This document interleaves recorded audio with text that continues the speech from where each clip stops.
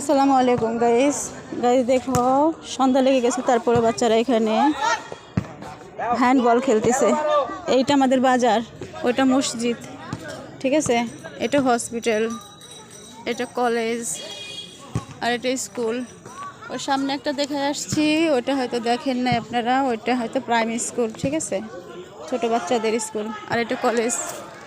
আমি হয়তো এখন সন্ধ্যা লেগে গেছে, আমি বাউন্ডারির ভিতরে যাইতে পারবো না। তো এখানে একটা পাগল থাকে, দেখো এই ঠান্ডার ভিতরে একটা পাগল থাকে এখানে।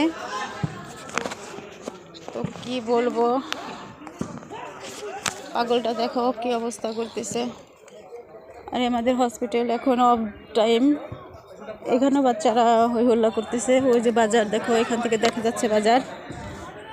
তো এটা পুরানো হসপিটাল ছিল, এটা এখন অকেজু, এখানে কেউ কাজ টাজ করে না, কোনো ডাক্তার বসে না। আমি হয়তো একটু সামনে থেকে আমাদের কলেজের ভিতরে, হাই স্কুলের ভিতরে একটু দেখাতে পারবো গাইস।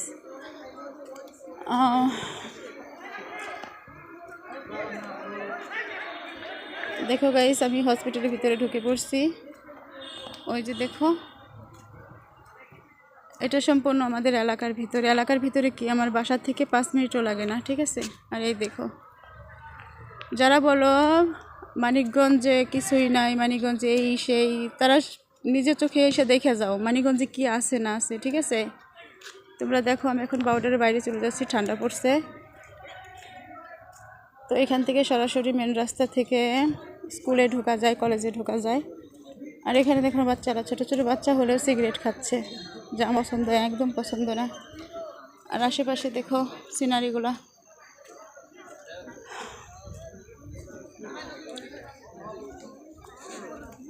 তো এটা একটা সরকারি হসপিটাল, এইখানে শুধু মেডিসিন দেয়া হয়। রুগী হালকা পাতলা যে জ্বর, কাশি, ঠান্ডা, এর জন্য না এখানে মেডিসিন দেয়া হয়। দেখি রে সাইড, হ্যাঁ।